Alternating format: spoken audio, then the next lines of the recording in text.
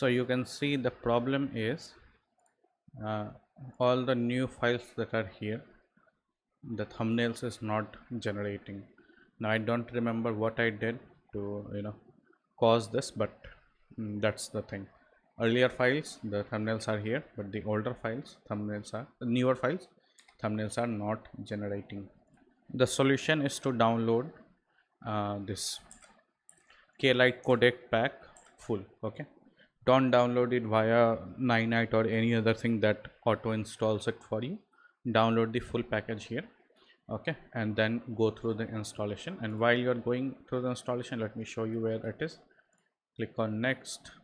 You do not need the file association, whatever you are using is fine. Go to next. You actually do not need anything, no players, nothing.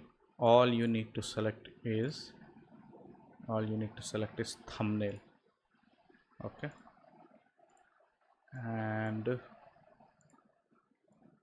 I think it comes later, but yeah, this is the thumbnail one. And yeah, here it is. This is the page I was thinking.